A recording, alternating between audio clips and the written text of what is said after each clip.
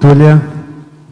Meu boa tarde a todos. Hoje é dia 19 de junho de 2013, quarta-feira, verbete número 2693, 6 páginas, 50 logias e 16 máximos.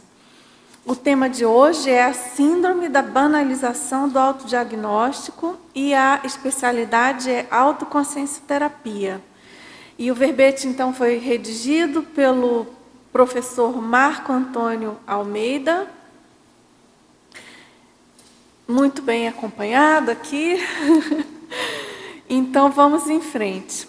Em termos de definologia, a síndrome da banalização do autodiagnóstico é o estado mórbido caracterizado pelo quadro clínico no qual predomina o comportamento tíbio da consim frente a determinada imaturidade, irracionalidade, disfuncionalidade, pertúrbio, patologia, parapatologia ou enfermidade, mantendo postura esquiva ao autoenfrentamento, reperspectivação eufemística do autotrafar, distorção complacente da autoimagem e minimização do senso da necessidade de autocura.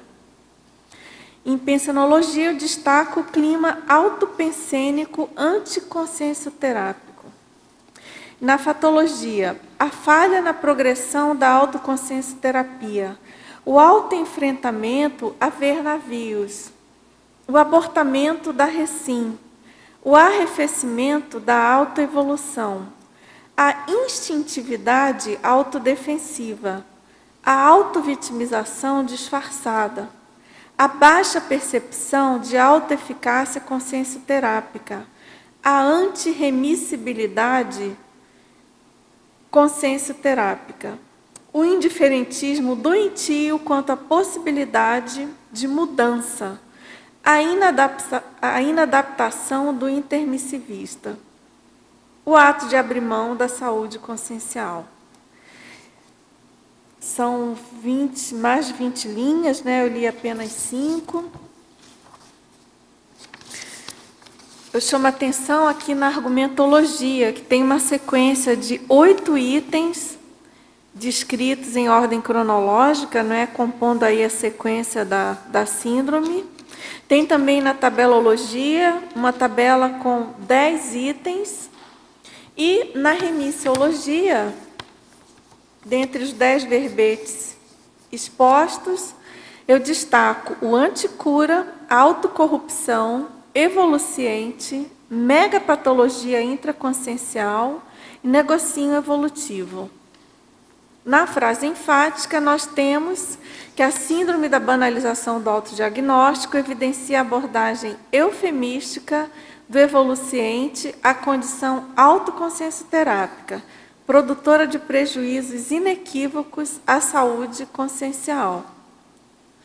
Na questionologia, você identifica mecanismo consciencial compatível com a síndrome da banalização do autodiagnóstico? Quais as ferramentas pessoais usadas para prevenir essa condição? Na bibliografia específica, nós temos propostos pelo autor 4 itens, 4 fontes, tá certo? Pessoal, agora em termos aqui de aviso, eu quero fazer mais uma vez o convite a todos vocês, aos presentes, aos teletertulianos, o convite aqui de revitalização do tertuliário, o projeto Tudo de Cor. Esse convite é feito em nome do CAEC, do tertuliário, da Coral e da Arte Tintas. Então, você é o nosso convidado especial para a solenidade de entrega do tertuliário, anfiteatro das tertúlias conscienciológicas, revitalizado pelo projeto Tudo de Cor da Coral. Vai ser na sexta-feira agora, dia 21, às 14h30. E então vamos prestigiar, tá certo? Também tem a chamada, né, o convite para a Assembleia Geral Extraordinária da Associação de Moradores do bairro Cognópolis. Vai ser no dia 23, agora, domingo, às 16 horas. No local é o Auditório do Discernimento. E a pauta vai ser, então, a escolha da nova diretoria e conselho fiscal e a definição da data da próxima assembleia. Então, vamos aí participar, pessoal aí morador da Cognópolis, tá certo? Vamos prestigiar aí, ciente do nosso para-dever aí, enquanto morador da Cognópolis, tá certo? Pessoal, então vamos agora, antes das perguntas, desculpem, eu não li aqui a mega-análise do João Paulo. Complementando, então, aqui a leitura da prévia do verbete, em termos de mega-análise, a gente tem tibieza, esquiva, anticura, autoassédio, autocorrupção, negligência, leniência, minimização, tergiversação, procrastinação, autoabsolutismo, indiferentismo, imaturidade, irresponsabilidade, pusilanimidade, antipensenidade, autodefensividade, antirremissibilidade, autoperdoamento e autoconsciência terapia. Bom, então, eu queria colocar aí para vocês que o professor Marco Antônio é verbetógrafo veterano, né? Ele é médico, especialista em pneumologia, brasileiro, natural do Rio de Janeiro, voluntário da Conscienciologia desde 2001 e docente em Conscienciologia desde outubro de 2012, consciencioterapeuta desde junho de 2003 e tenepsista desde agosto de 2004. Muito tempo aí, muitos estudos, né? Muita pesquisa, né, professor Marco Antônio? Então, vamos lá. Vamos às perguntas. A gente já tem aqui algumas dos nossos teletertulianos. Então, ao professor Marco Antônio, na fatologia, página 6, na 6ª linha, ele pergunta, ele pede se você poderia ampliar com exemplos as piadas cáusticas sobre si mesmo. Certo. A condição das piadas cáusticas, elas são uma das vertentes que podem demonstrar que a pessoa tem uma síndrome de banalização do autodiagnóstico. Uhum. O que a gente está querendo, por que foi colocado esse tipo de exemplo, né? Essa condição da piada cáustica sobre si mesmo. O cenário que foi pensado para colocar aqui é, por exemplo, aquela pessoa que tem aquela condição, nós, eu, né? Quando a gente olha sobre um trafar de uma maneira cáustica, né? Então, por exemplo, a pessoa que identifica uma condição nosográfica, uma condição de maturidade sobre si mesmo, e ao invés de canalizar essa condição, as próprias energias, a própria intencionalidade para a autocura, ela acaba, por exemplo, para aliviar um sofrimento, uma condição nesse sentido, ela começa a fazer piada no sentido de arrefecer o conflito íntimo em relação à necessidade de fazer a reciclagem. Porque o que acontece, na verdade, dessa síndrome, a síndrome de banalização, ela tem um foco bem específico. Para nós que estamos adotando, assumindo, né, o paradigma consciencial, uma imaturidade, um pertúrbio, uma doença, um autotrafar, significa o quê? Significa que é como aquela lenha que você vai gerar um combustível, né, para reciclagem.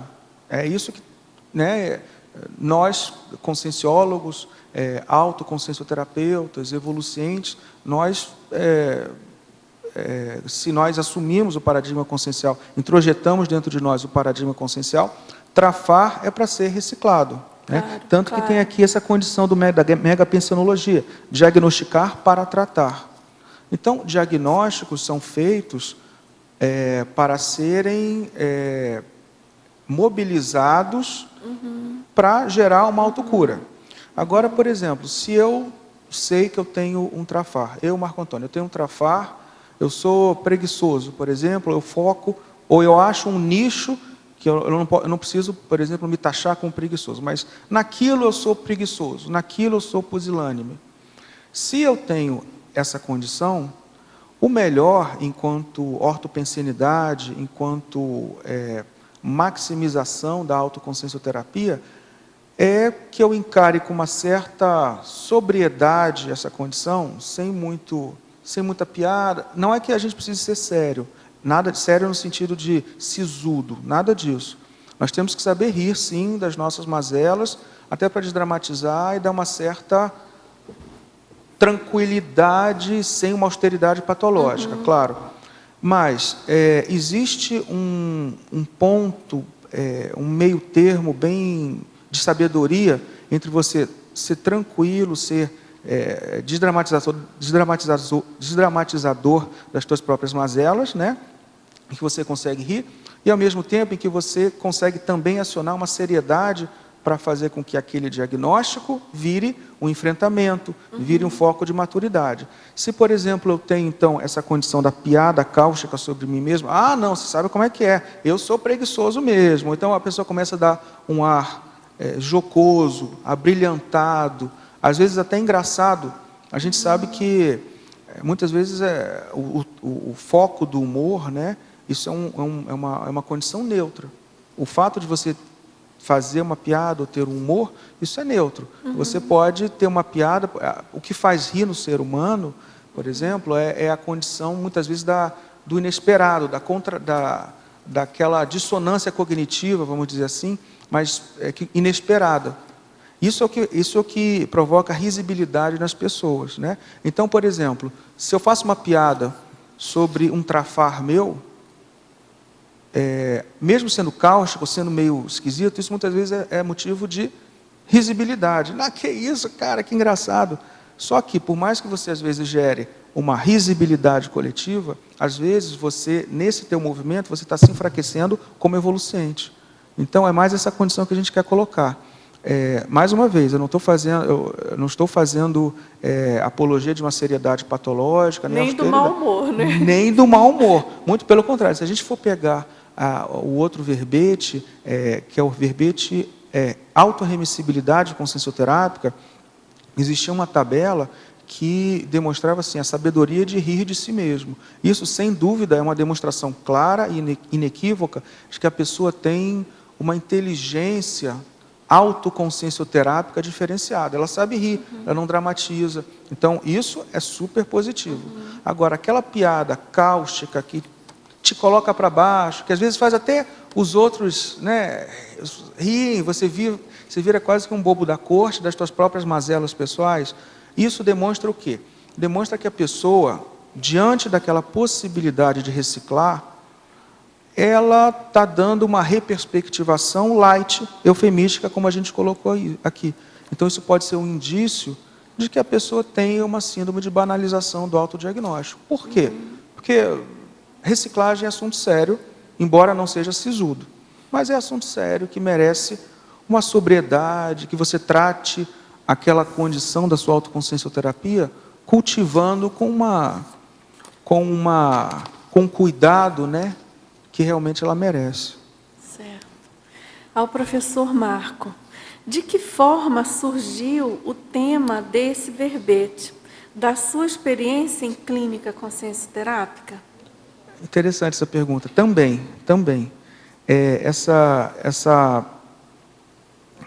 Esse tema, o início, aquele estalo que me fez começar a pesquisar o tema, foi num plantão médico, né?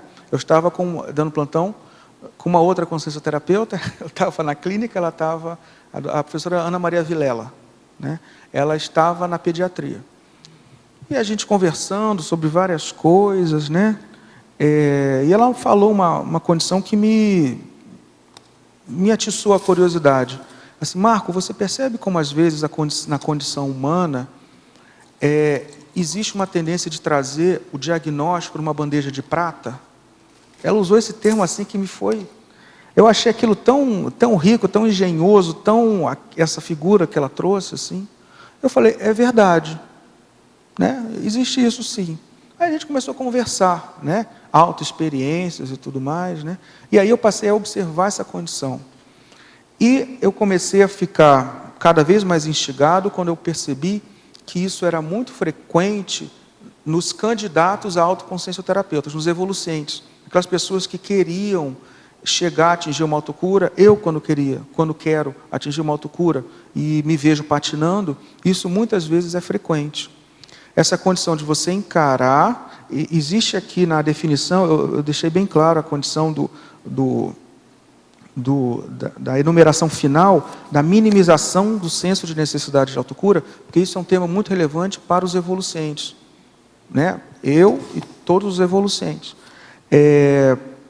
Então a pessoa tem o processo de entender que é um diagnóstico, né? Isso é um diagnóstico, eu preciso reciclar. Em algum momento existe a hesitação e a esquiva, porque diagnóstico significa o quê? Enfrentar.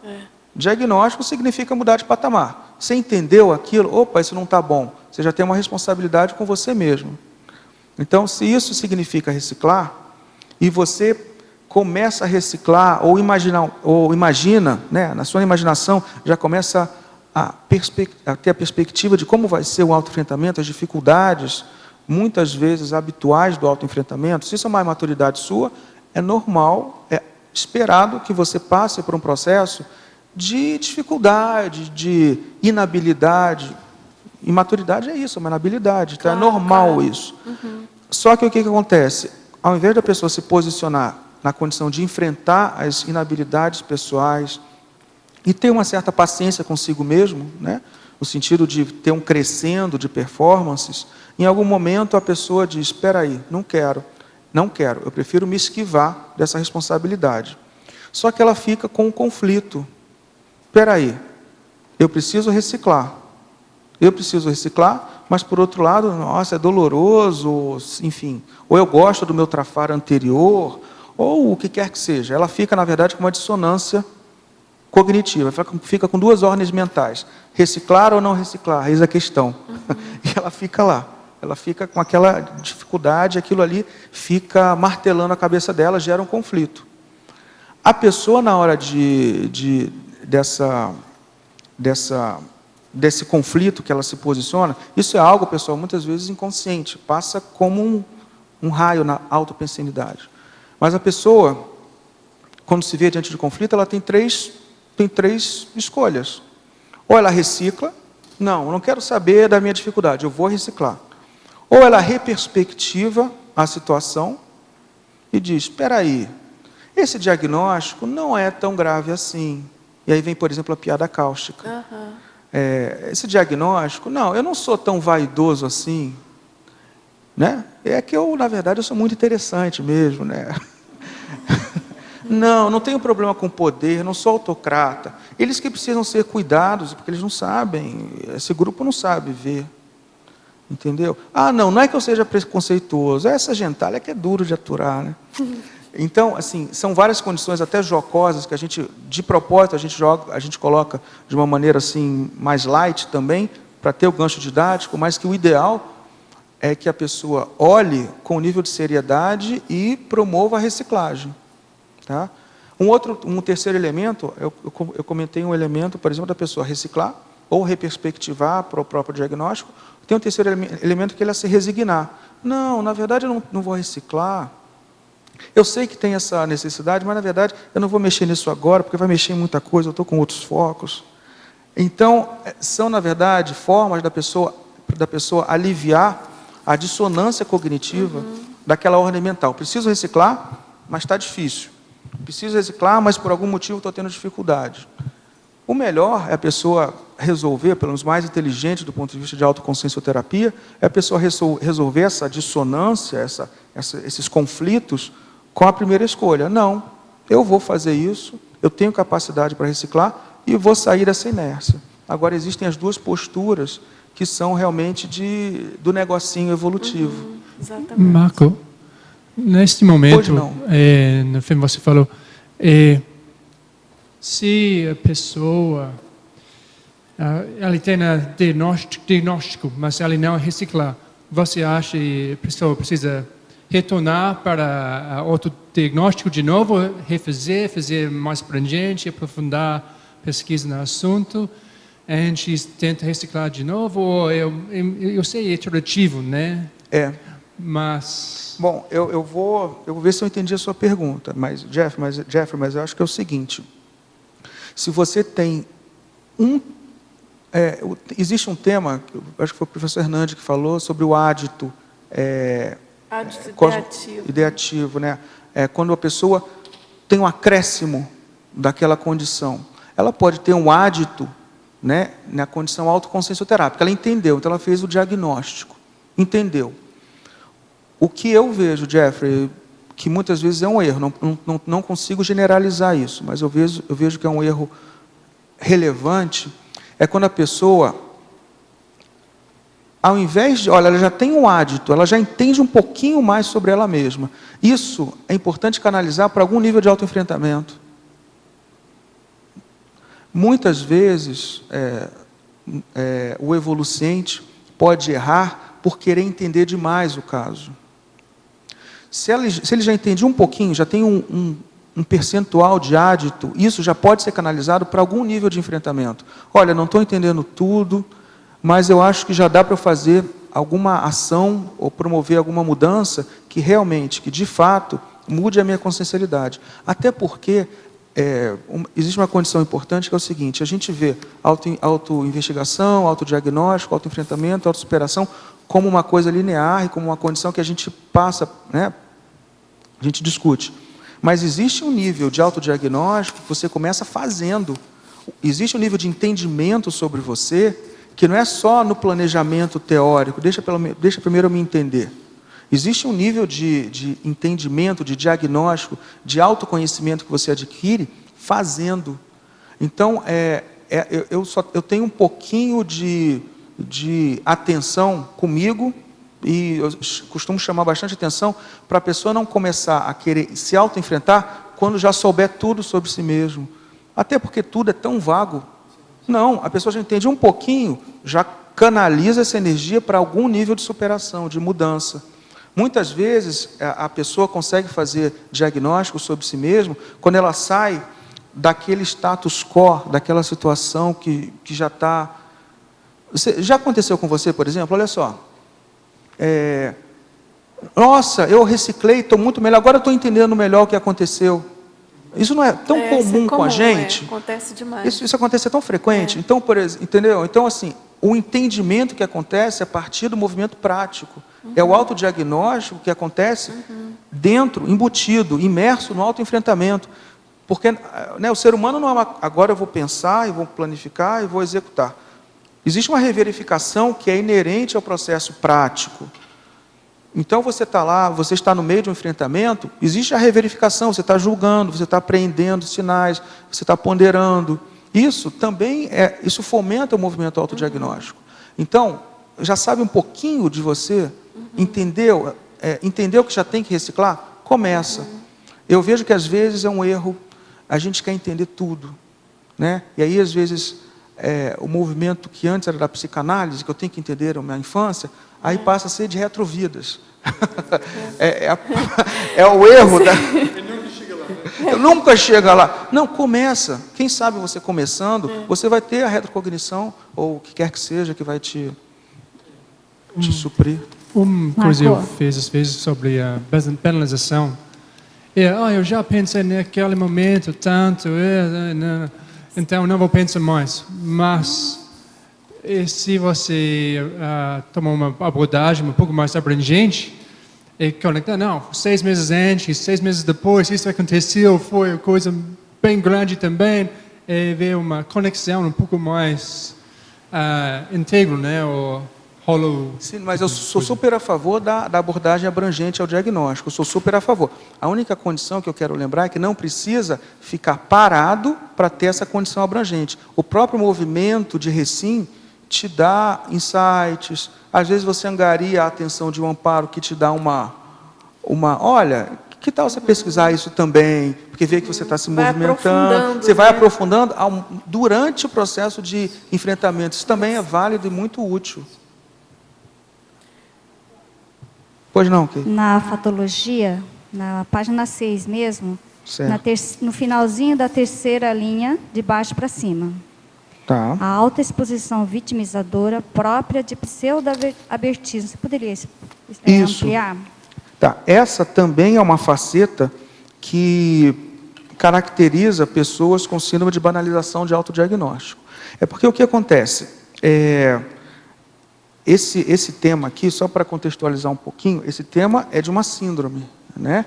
Do ponto de vista, assim, dentro da... A gente usa muito o paradigma da medicina em relação à síndrome, tá? Agora, que a gente pode pegar, expandir e entender dentro do movimento autoconsciencioterápico. Sim. Quando eu falo síndrome, eu estou falando de um conjunto de sinais e sintomas que eles se ocorrem associadamente, e eles podem ter várias causas.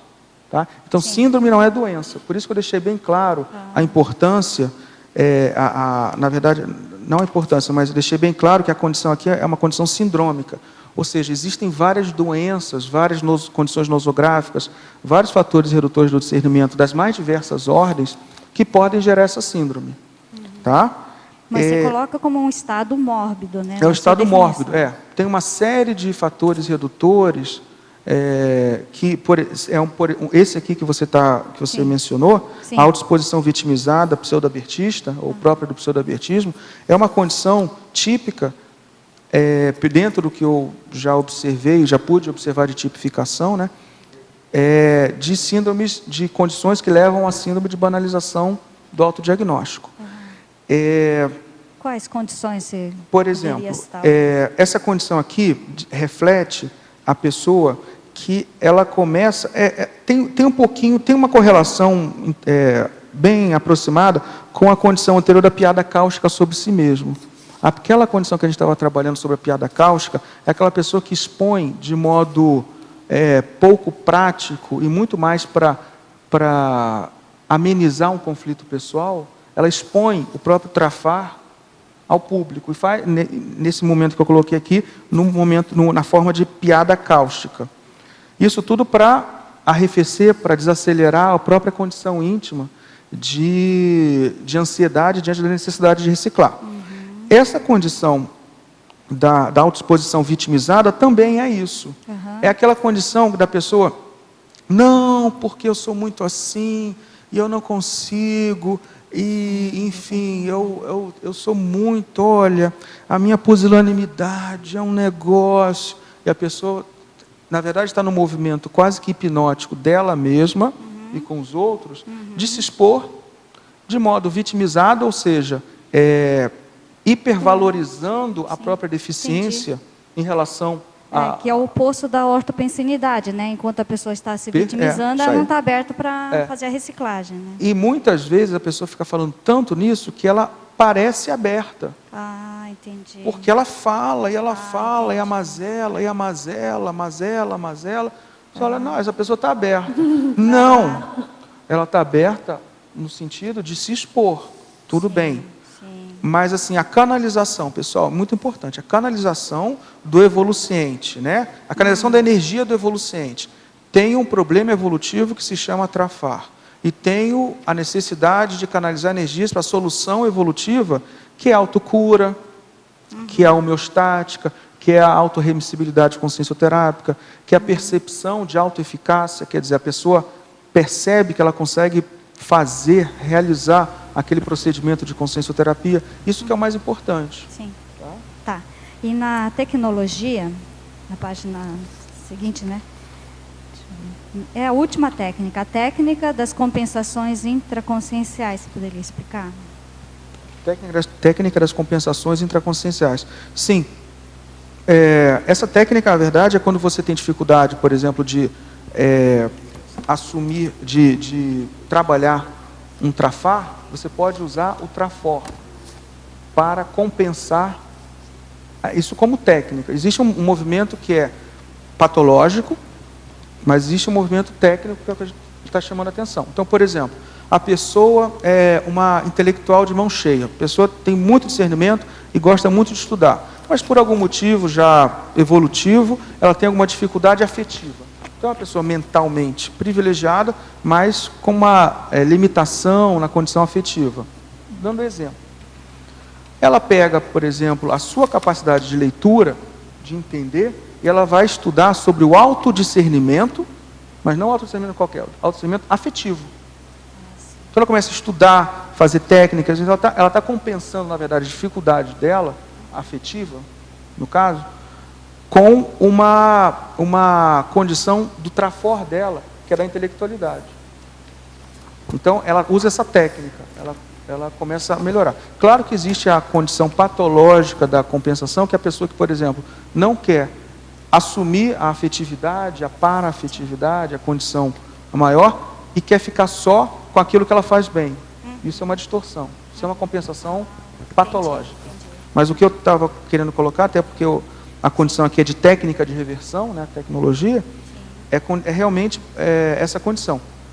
Se eu tenho um trafar e estou me sentindo meio com dificuldade, meio débil na reversão, eu posso ver o que esse trafor que eu tenho aqui pode fazer para compensar ou para me tirar dessa dificuldade, dessa condição de debilidade, vamos dizer assim, em termos de autoconsciencioterapia. Marco Antônio, na fatologia, aqui na página 6, a penúltima e última linhas, né? Na página 6.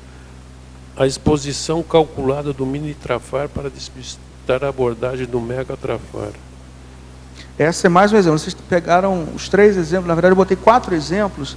Além dessa, eu botei também da ostentação pseudograciosa da imaturidade a demonstrar o desleixo na reciclagem intraconsciencial. São os 4 exemplos dentro da fatologia de situações práticas que podem levar a pessoa ou que podem demonstrar que a pessoa tem uma banalização no autodiagnóstico. Se a pessoa, por exemplo, tem a ver com essa questão da exposição de uma situação que seja menos incômoda para ela, o mini-trafar, que faz com que ela, na verdade, desvie o foco do grande problema gerador de conflito, que é o mega-trafar dela. Então, vamos supor, eu tenho um problema aqui que me trava ou me gera conflito. Eu estava mencionando a preguiça aqui, né? A preguiça. Vamos supor que eu seja preguiçoso em algum aspecto. E isso eu não quero tocar. Isso daí é uma condição que eu defendo e que por algum motivo, eu tenho essa dificuldade. Eu posso ter uma estratégia de dissimulação de, a todo momento, porque CCCI, Cognópolis, não é fácil, a todo momento você tem alguma coisa para te impactar com a autopesquisa, né? Só que na hora que vem a possibilidade de autopesquisa, com sincobaia, um movimento, uma dinâmica parapsíquica, procedimento consciencioterápico, sempre quando vem aquela oportunidade evolutiva de você trabalhar esse mini-trafar, esse mega-trafar, você pode querer direcionar esse mega, não na verdade, não para o mega-trafar, mas para aquele mini-trafar que até existe, os outros até reconhecem em você, mas que não é o foco da sua prioridade autoconsciencioterápica. Isso mostra, por exemplo, que a pessoa tem, ou pelo menos uma candidata a ter uma banalização do autodiagnóstico. Porque pelo menos a postura esquiva de se auto-enfrentar, ela tem. Essa primeira aqui, esse primeiro item na definologia, a postura esquiva do auto-enfrentamento, ela tem. Se ela já se reperspectivou de modo eufemístico e distorcer a autoimagem, aí é outra coisa. Tá? Na verdade, só para terminar, eu botei esses itens aqui como senhas de autopesquisa.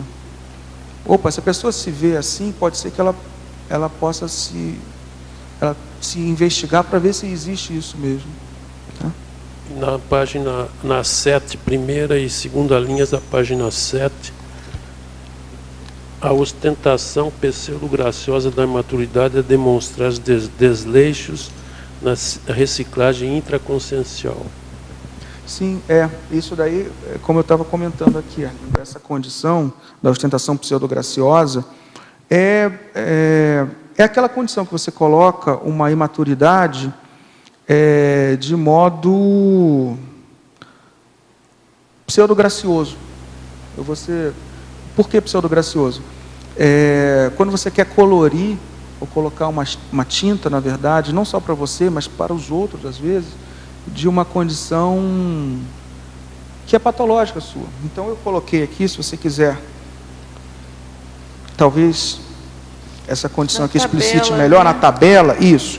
Então, por exemplo, a pessoa tem uma condição de beligerância, tá? Olha aqui o item 5. Aí, quando ela vai falar sobre si mesma, ela não diz que é beligerante, ou não se vê como beligerante, ou já se viu, em algum momento, ela reperspectivou essa beligerância, essa necessidade de mudar a própria beligerância, ela reperspectivou e se corrompeu, dizendo, não é que eu seja beligerante, é que eu tenho muita energia. Energia beligerante. Sim. Mas como é a reperspectivação? O processo de reperspectivação é assim. Volume energético, nós valorizamos bastante na CCCI, nos nossos trabalhos assistenciais. Não precisamos disso, de ectoplasmia, de volume energético. Então, existe, como você falou, existe uma deturpação, uma eufemização, uma reperspectivação light de um processo patológico. Como você mesmo falou, tenho muita energia, beligerante. Só que a pessoa esquece o beligerante, tenho muita energia. Entendeu? Então, uma ostentação, muitas vezes, pseudograciosa de um trafar. Isso só mostra que a pessoa, na verdade, está reperspectivando, porque para ela, de alguma forma, está sendo penoso, ela está sofrendo com o desafio evolutivo de reverter o trafar. Vamos supor, vamos botar aqui, olha, o contrário, além da beligerância, vamos para o 9, que é o contrário. Não é que eu sou ocioso, é que eu não quero atritos, eu sou uma pessoa light, de bem com a vida, entendeu? Então, assim, sobrepaire, isso, então essa a condição. E isso, pessoal, muito importante, tenham cuidado, quando vocês lerem a tabela, vocês pensarem em outros. Por favor, a ideia é vocês pensarem em vocês, porque senão a gente vai começar a lembrar do vizinho, e aí provavelmente a gente está banalizando os nossos próprios autodiagnósticos. É mais uma maneira, né, de analisar. Porque a hipercrítica é uma maneira ótima de você diminuir a autocrítica e começar a banalizar os próprios diagnósticos. Eu falo isso porque todo mundo se vê, isso é uma condição, né? Quando a gente coloca essa tabela assim, é verdade, eu já me vi assim, e a gente pensa assim, mas a condição, a ideia desse verbete, estava perguntando como surgiu, foi isso, foi com uma colega evolutiva, né, que a gente começou a conversar, viu como isso era frequente, eu comecei a entrar nessa condição da pesquisa observacional no dia a dia, e vi como isso é prevalente conosco, a todo momento, nós que temos essa condição do desafio evolutivo de reciclar, é muito prevalente. Se quer perguntar, isso tudo deve acontecer muito na consciencioterapia lá. Oi? Tudo que está aqui deve acontecer bastante lá na consciencioterapia. Acontece o tempo todo, né?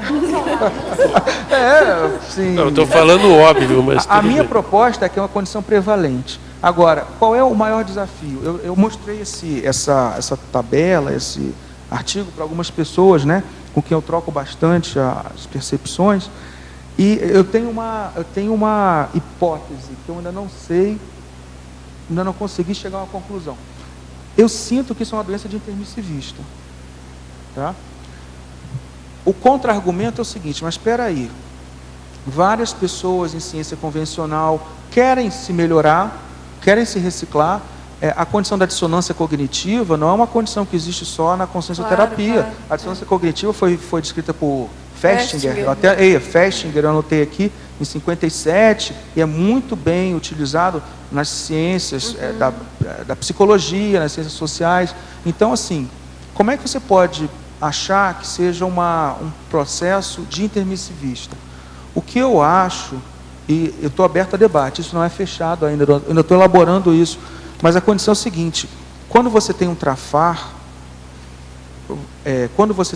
significa, você tem um holopensene nosográfico, que influencia outras pessoas, contagia. Quando eu, por exemplo, faço uma ostentação pseudograciosa, de uma imaturidade minha, mostrando esse desleixo, é passível de outra pessoa que de repente tem algum nível de consideração por mim, nossa, o Marco está fazendo pouco caso dessa necessidade de reciclar. Isso acaba contagiando negativamente o outro.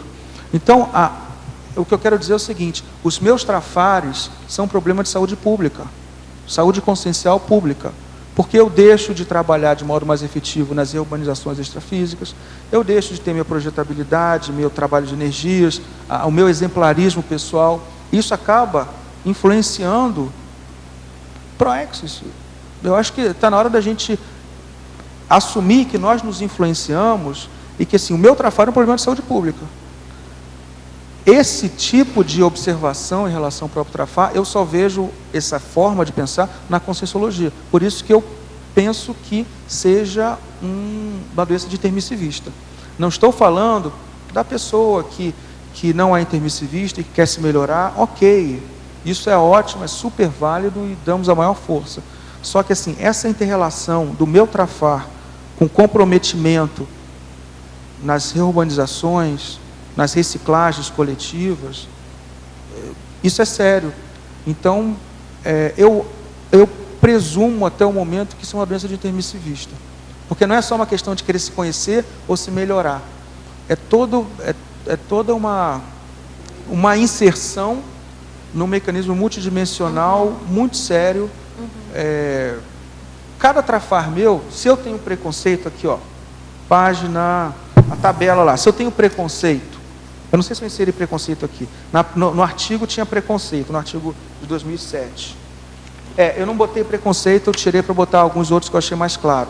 Mas se eu sou uma pessoa preconceituosa, por exemplo, hoje, eu não atendo judeu. Se eu sou preconceituoso, como é que eu vou... Isso não me limita na minha atuação, por exemplo, em reurbanização extrafísica? Se eu tenho preconceito com uma determinada etnia, classe social, cultural, então isso é muito sério. Então essa condição do trafar sendo um problema de saúde pública, eu falo como consciencioterapeuta, eu acho que é importante todos nós começarmos a ver isso. Então, olha, tem muitos mecanismos de upgrade da própria saúde consciencial, cada um escolha aquilo que achar mais adequado para o momento e tudo mais. Mas posso te ajudar nessa pode, tese? por favor.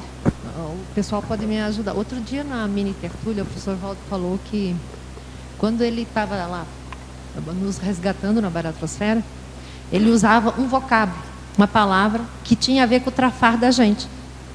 Para a gente ficar atento, ficar lúcido, para que na hora que a gente fosse para o curso intermissivo, o fato de a gente ver ideias avançadas. Então, vem da baratrosfera com o trafar, lúcido, você lembra daquilo, você vai para o curso intermissivo, você trabalha os teus processos mais evolutivos e vem para o intrafísico para superar ele. Então, eu acho que tem a ver com isso que você está falando, entendeu? Sim, sim. Interessante. Obrigado. Ao professor.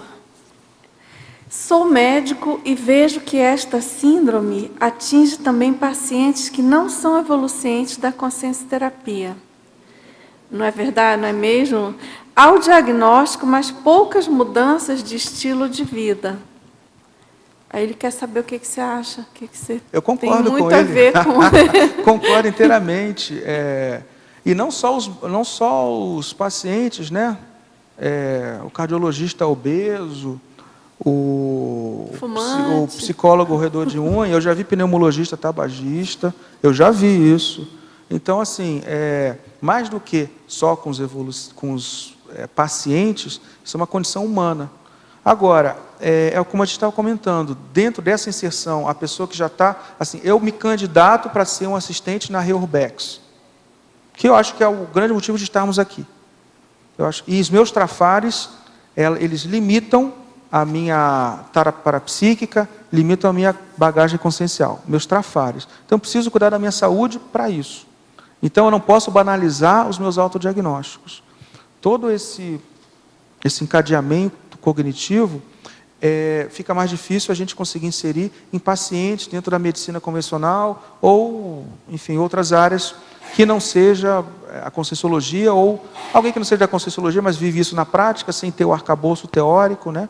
Tudo bem, mas eu vejo que a pessoa precisa se candidatar. Eu quero melhorar meus trafares para ampliar minha tara parapsíquica, para trabalhar na Reurbex. Ok. Aí, essa pessoa aqui, já está começando a perceber que a mazela dela também é um problema grupo kármico e policármico. Essa é a condição. Tinha uma condição aqui, eu acho que acabou não entrando, do crescendo, dos problemas, das mazelas pessoais, tendo uma abrangência ego-kármica, grupo kármica e policármica. Normalmente a gente pensa assim, olha, meu trafá é um problema meu. Mas dependendo da lente, é um problema também, já que estamos em um maximecanismo, Claro. é um problema de todos. Claro, sem dúvida. Agora, em fatologia, na página 6, ele pergunta na segunda linha. Por que ocorre o abortamento da recim e o arrefecimento da autoevolução?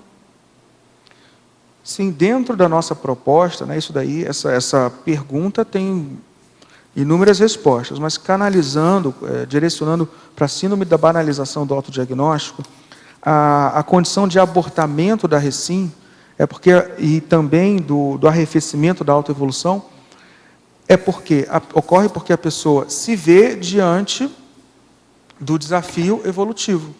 Ou seja, sabe a história, todo mundo quer ir para o céu, mas ninguém quer morrer? Seria mais ou menos assim, né? A pessoa, você quer evoluir? Sim. Agora, para evoluir, você vai ter que fazer isso. E aí existe a condição do valor. A pessoa, muitas vezes, aborta o processo da autoevolução nessa condição, porque ela não entende um problema da principiologia. Ela está... Deixa eu ver aqui. A principiologia tem uma condição que é o seguinte: o princípio da assunção do valor pessoal sempre envolver perdas. Eu tive um trabalhão para conseguir colocar essa ideia. Porque essa ideia é o seguinte, eu não sabia como colocar. Porque o que acontece? Pela axiologia, valor significa assumir perdas. Ou seja, eu vou dar um exemplo que é o seguinte: a pessoa está com o carrinho dela e daqui a pouco ela bate o carro, bate o carro dela num carro que está parado, está estacionado no meio-fio, ou seja, ela é total culpada. O carrinho dela, ou vamos colocar eu bato o carro, o meu carro num carro que estava estacionado paradinho, a culpa é minha. Eu estava lá com o meu Golzinho 1000, sem seguro. Eu bati o carro, era um Audi, isso mesmo, era um Audi, o mais top de linha. Ninguém está vendo, isso é no meio da rua, meia-noite, e ninguém está vendo. Então você não vai ter nenhuma represália, nada. Você está com seu carrinho, eu estou com o meu carrinho, né? Bati num carro muito mais caro, e aí você começa a pensar, poxa, peraí, eu estou com essa situação aqui, estou com o meu carrinho, tenho umas dificuldades financeiras, o outro está aqui com um carrão, talvez ele tenha seguro. O que eu faço? Estou nesse dilema. Eu vou deixar um bilhete, deixando meu contato, assumindo a culpa para assumir a condição, ou eu vou embora? Vocês já perceberam que algumas pessoas vão embora e outras deixam o bilhete?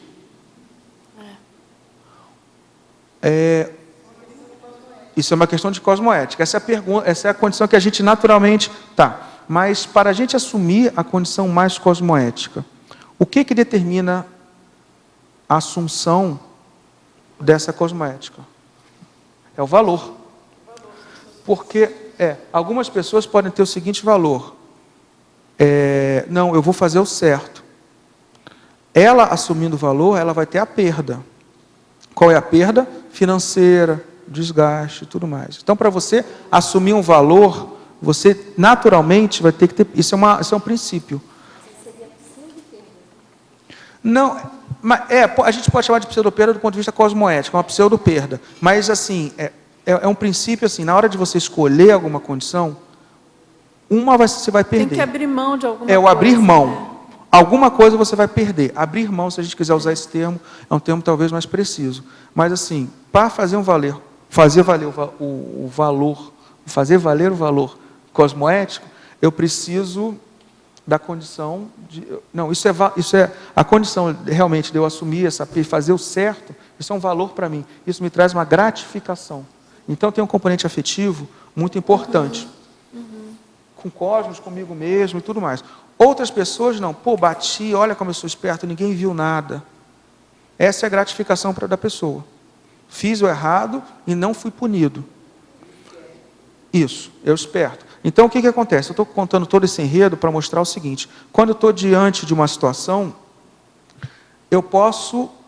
Olha, meu curso intermissivo, então, né, meu curso intermissivo diz... E todo corpo de conhecimento, de paracognição, de paraconstructo, pessoal, todo o meu corpo de conhecimento diz, não, peraí, eu vou evoluir, ou eu vou abrir mão disso, eu vou fazer aquilo. Agora, por outro lado, tem um dilema, tem outro dilema. Peraí, abrir mão, evoluir, significa que eu vou ter que mudar isso, aquilo, eu vou ter que abrir mão dessa outra coisa. Então, é um choque, é uma guerra de valores, vamos dizer assim, é um antagonismo de valores.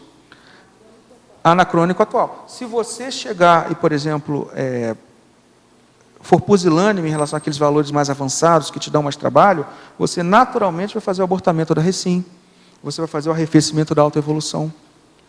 Então, isso é para comentar essa questão do arrefecimento da autoevolução. Certo. Também na fatologia, na mesma página, na 4ª linha, ele pergunta, sendo intermissivista, por que ocorre a inadaptação? É tentativa de fuga de si mesmo? Ele já não tem a faca e o queijo na mão para fazer o que deve ser feito? Não, talvez tenha só a faca. Ela tem que ir atrás do queijo. Treino é treino, jogo é jogo. Né? Curso intermissivo é uma aula de reforço. E nada garante que a pessoa, na verdade, não vá... nada garante que a pessoa, se a pessoa abrir mão, na verdade a pessoa tem todo o arcabouço, né? Treinou para estar em campo, treinou para fazer o melhor, agora que é época de Copa das Confederações, né? Então, assim, ela treinou a beça. Só que na hora do jogo, tremeu, amarelou, teve a pusilanimidade, o acriticismo delas, autocorrupções. Então, assim, o curso intermissivo, ele não garante nada. Muito pelo contrário, ele é uma aula de reforço. E, assim, o importante é o aqui e agora já.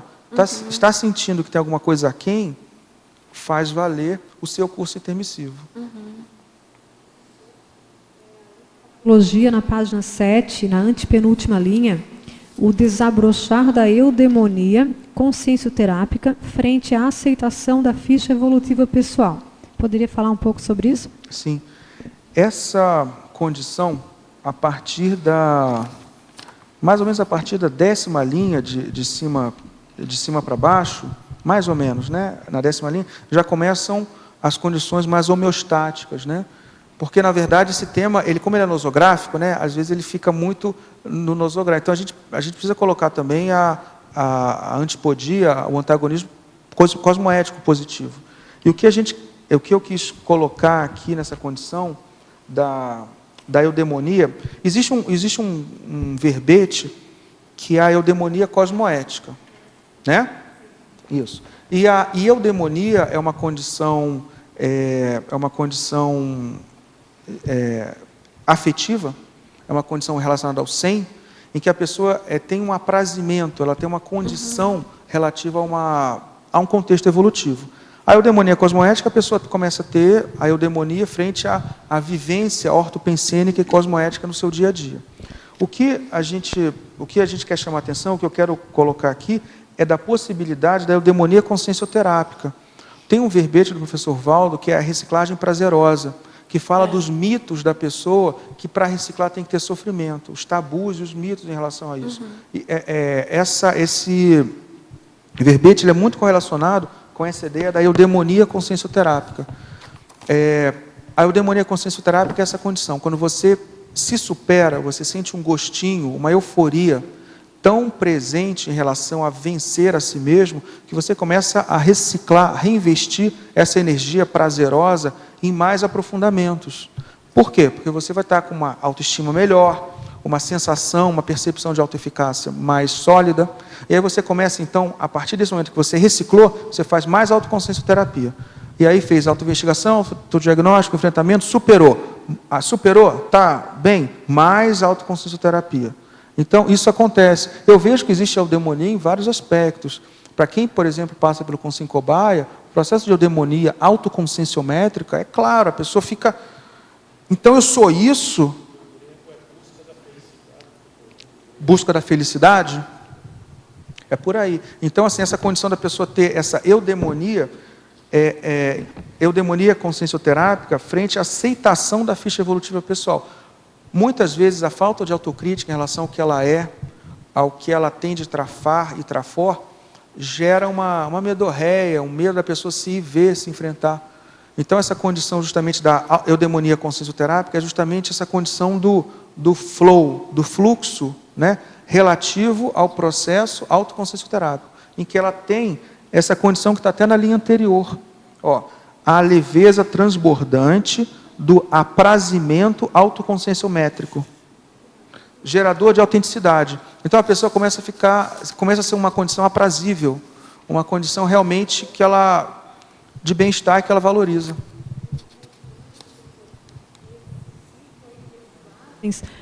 Não pode acontecer de a pessoa estar num ponto cego de si mesma, em que ela recicla alguns traços, supera, aí depois fica um período sem se dar conta de qual é a próxima etapa e fica meio que patinando num ponto cego, e isso pode gerar uma banalização? O importante, eu me preocupei bastante da banalização, ela ter um nível de especificidade, ficar diferenciada de outras condições. Ela pode realmente estar num ponto cego e ela não está reciclando. Se for isso, não é a banalização do autodiagnóstico. Existe isso, ela está num ponto cego, tá? Em que ela realmente não viu ou não tem cognição para isso, e ela não está fazendo nada a respeito disso. Está tudo bem ou não, está tudo a ser melhorado, mas não é a banalização. O importante na banalização, pessoal, isso é importante, nem toda a postura esquiva é banalização. A banalização que eu quero especificar aqui, ela tem um movimento muito... assim, ó, ficou aqui, tem aquela sequência, está na página 9, sequência, tem 8 itens. Sequência. Eu me preocupei em realmente especificar isso, para não ficar uma condição assim, tudo de postura esquiva é banalização. Não, então, por exemplo, olha só, sequência, número 1, autopercepção. A pessoa constata que tem um trafar. Tá? Então, ela viu que precisa reciclar. Depois que ela viu que precisa reciclar, o 2 e o 3 dizem respeito a ter o contrafluxo. Afinal, pessoal, é uma inabilidade, é um trafar. Então, o contrafluxo é esperado. Tá? Então, ela tem o contrafluxo, mas ela não tem persistência. Isso é o 2 e o 3. Diante dessa dificuldade, no 4, ela já adota realmente uma postura esquiva, de autoenfrentamento. Até aí, existem vários componentes nosográficos em comum. Isso não dá a especificidade da síndrome de banalização, não. O que dá a especificidade da síndrome de banalização que a gente está colocando é, a partir dessa postura de esquiva, ela tem o conflito, reciclo ou não reciclo, eis a questão, e ela revisa o autodiagnóstico, que antes ela estava ela constatou, eu preciso melhorar isso, mas ela esquivou, por algum motivo medrou, fugiu do autoenfrentamento, e ela se debruça novamente sobre aquele diagnóstico e adota uma postura light. Aí, por isso que tem esse quadro aqui. Não é que eu sou acomodado, na verdade eu sou tranquilo, não é bem acomodado.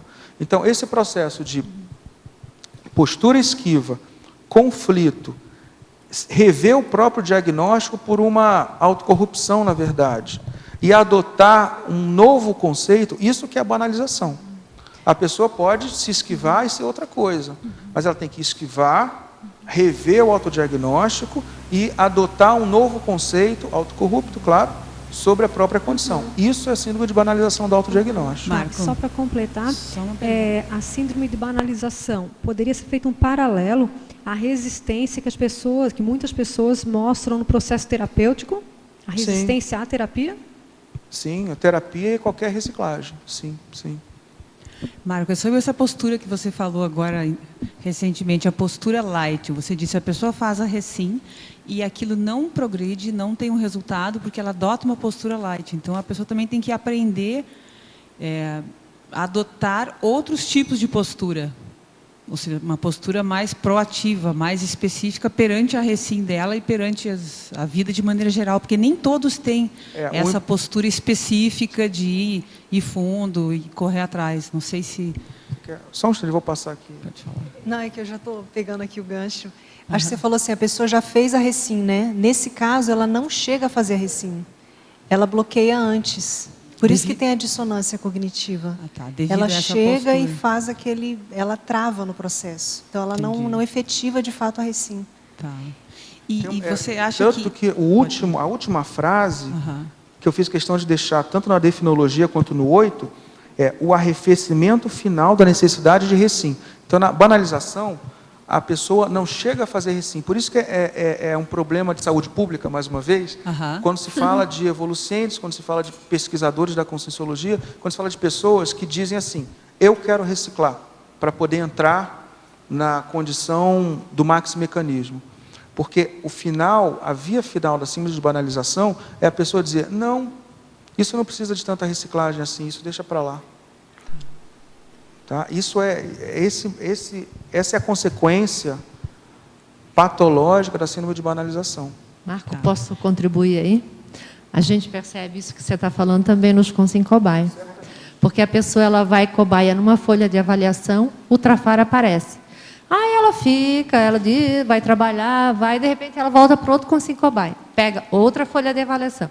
Mas quando vem, o trafar está lá ainda. Eu concordo. A pessoa ela tem essa dificuldade, ela não entra na recim. E aí a pergunta é, o que fazer? Esse verbete aqui, então, é para jogar o negócio? Não, eu tive o cuidado de apresentar a percepção de autoeficácia. O verbete anterior, ele é homeostático. E ele fala de todas as dificuldades do evolucente em se ver todas. Ele fala algumas dificuldades, ele inicia um processo de exposição das possíveis dificuldades do evolucente, do conscienciômetra, na hora de fazer o consincobaia, e de pensar assim, não, peraí, isso é uma dificuldade, é um trafar, mas eu sou capaz, sou competente de levar isso de eito até a autocura. Então, o verbete, percepção de autoeficácia, e o autorremissibilidade são dois que trabalham essa condição homeostática, que já é anti-banalização. Homologia, você pode aprofundar no timing da mudança, a Glasnost frente a si mesmo, e o diagnóstico face-to-face. Ah, sim. Porque o timing da mudança é quando você percebe que existe uma mazela. Você percebeu que existe uma mazela? Você fez aquele diagnóstico, né? Então está no time certo de mudança. Certo? É não adiar a condição diante das dificuldades iniciais.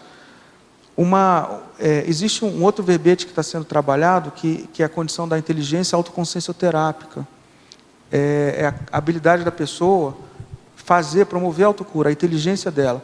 E, para isso, exige um pouquinho de paciência. A pessoa, na verdade, tem que ter o time certo e saber, olha só, é como... você já foi hospitalizada? Não? Já viu alguém ser hospitalizado? Já viu a pessoa ter alta em 24 horas, assim, de uma hora para outra? Não. Se o médico, ou o fisioterapeuta, ou quem quer que seja, ou o nutricionista, não dá alta para a pessoa em 24 horas, por que você, como autoconsciencioterapeuta, vai querer que as coisas tenham time assim? Isso só mostra impaciência. Muitas imaturidades e muitas mazelas da gente, a gente tem que olhar, e a primeira coisa é traçar um plano estratégico. Olha só, é como se fosse um prontuário, você vai fazer um prontuário, pessoal, eu acho que eu até coloquei aqui, do prontuário evolutivo pessoal. Deixa eu ver se tem aqui. Tem aqui a condição, o importante é a pessoa, assim, tem, ó, na página 7, 1, 2, 3, 4. Fala sobre a barganha no acompanhamento do prontuário pessoal. O ideal é que o autoconsciencioterapeuta, o evolucente, tenha aquela noção de acompanhamento evolutivo de si mesmo. Então, da mesma forma, olha só, a pessoa é internada com pneumonia, vamos dizer, você está no hospital, né, com pneumonia. Ela vai precisar de 3 dias de antibiótico antes de ter alta. Eu não vou dar alta para ela com 1 dia. Eu tenho que esperar o negócio, né, consolidar, e depois talvez até tenha um acompanhamento ambulatorial. Então, é a mesma coisa em relação a nós mesmos. Né? Ah, eu vi esse negócio. Não é passe de mágica do tipo, vi, já entendi e reciclei. Não, muitos trafares nossos precisam de, eu vi e, olha, isso aqui está bastante infiltrado na minha autopensenidade, então eu vou fazer uma série de ações para reverter essa condição. Pode ser que isso dure 1 ano, 2 meses, 5 meses, uma vida, não tem problema. Mas a abordagem é como se fosse um prontuário. Essa é a ideia. Sabe assim aquela condição? Transformar a agenda pessoal, a pessoa que reclama da vida, não, hoje foi um saco, não sei o quê. Transformar a agenda pessoal de registro de aborrecimento em prontuário pessoal, terapêutico. Não, olha só, eu me aborreci com isso, porque realmente... Aí a pessoa começa a cultivar isso como algo a ser melhorado. Isso exige paciência, exige que a pessoa persista diante das dificuldades iniciais. Isso tudo tem a ver com a percepção de autoeficácia. A pessoa se vê, ela tem uma convicção íntima de ser autoconsciencioterapeuta. Você já viu muitos evolucientes ficarem na autopesquisa e passar o tempo e ficar na autopesquisa e não passar para os outros patamares? Sim, isso acontece. É por isso que a gente está explicitando essa condição e trazendo para debate e nos atendimentos e ocasionalmente eu vejo também em mim, olha, eu estou patinando nisso, isso aqui não está bom. Então essa condição realmente existe, eu acho bem prevalente no nosso meio. Eu acho que quanto mais a gente debater, mais a gente vai criar estratégias pessoais para reverter isso. Como ajudar assim, uma pessoa que é da sua família, que está fazendo consciencioterapia e está nesse patinar? Só patina, no caso, na autopesquisa, vê, né, se autovitimiza e não passa, e continua com as mesmas posturas e não recicla, e patina. Dá o autoexemplo. Aí a pessoa vai olhar para você, vai dizer, nossa, como essa pessoa está com bem-estar, talvez isso que ela esteja fazendo vale a pena. Aí, com aquele exemplo silencioso, quando é da família é complicado falar, né? Não sei vocês, não sei se é só a minha família, mas assim, é complicado falar. Então, assim, família tem um negócio chamado exemplo silencioso que eu acho super eficiente. E entre o estupro evolutivo, nunca sabe como que vai ser a reação ali, né? Não, mas olha, se está nisso, é justamente isso. Se está nisso é porque está baseado no falar ainda. Se você passar a dar exemplo de como reciclar, às vezes isso demora anos, demora meses, não importa, cada um no seu tempo, né? Então, o teu exemplo é o problema, é a questão da saúde pública, do trafar sendo um problema de saúde pública. Eu já vi pessoas que começaram a reciclar, daqui a pouco começaram, aqui na CCCI, e que tiveram exemplos positivos de atiçar a curiosidade dos familiares. Então, assim, esse atiçar a curiosidade ocorre a partir do exemplarismo. Então, começou a ter exemplarismo, aí os outros começam a olhar, opa, isso que você está fazendo talvez tenha... E aí você fica com autoridade moral para, eventualmente, se precisar, sem ser um processo de ansiedade da sua parte, mais uma necessidade do outro, aí a pessoa consegue te ouvir. Não é assim não, tá? Acho que nessa linha que ela está falando, eu achei bem rica a interaciologia. Pelas interações, né, que eu pensei, pelas interações, dá para a gente, de repente, ir na causa daquilo que está provocando a síndrome da banalização. Isso. Então, pode ser uma maneira da gente identificar na gente mesmo, quando está com essa síndrome, ou para quem está próximo de verificar e buscar identificar por que a pessoa está fugindo, né? Mas eu gostaria que você destacasse para mim com relação à interação autorreferenciamento patológico e pose acobertadora, que está na penúltima linha da interaciologia. Olha, o autorreferenciamento patológico, ele é... Se a gente for... Tem uma bibliografia que é muito importante que está aqui, que eu vejo que seria assim mandatória para toda aquela pessoa que quer aprofundar a autoconsciencioterapia e a questão do ser um evoluciente no dia a dia, né, todo mundo, que é o do Homo sapiens urbanizados, que é o mini conscienciograma das patologias humanas, tá? Então, esse autorreferenciamento ele tem a ver com a condição do cabotinismo, autorreferenciamento patológico, personalismo, a pessoa quer se mostrar mais do que ela é, tá? Então, essa interação desse cabotinismo, esse narcisismo, esse personalismo, esse autoengrandecimento, autorreferenciamento patológico, junto com a pose acobertadora, é um indício parasemiológico de uma possível banalização do autodiagnóstico. Tá? Agora, mais uma vez, é um indício, não quer dizer que a pessoa tem. Ela tem que fazer todo esse traçado. A esquiva, antes da esquiva, adotou, viu que realmente tem necessidade de recim, esquivou, amarelou, depois de amarelar, reviu o autodiagnóstico, e depois de rever o autodiagnóstico, assumiu que não é tão urgente assim. Então, todo esse caminho patopensênico é importante para especificar. Marcos, por favor. Página 6, na fatologia, pode ser até que você já tenha comentado, mas eu não ouvi. Na antepenúltima linha, autoexposição vitimizada própria de pseudo-abertismo. Poderia aprofundar, por favor? Sim. E, se possível, um exemplo?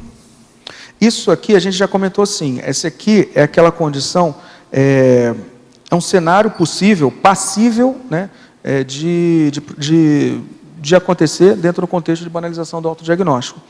É a condição que a pessoa começa a se expor de modo vitimizado, que você até olha, poxa, essa pessoa está fazendo uma glasnost, algo assim.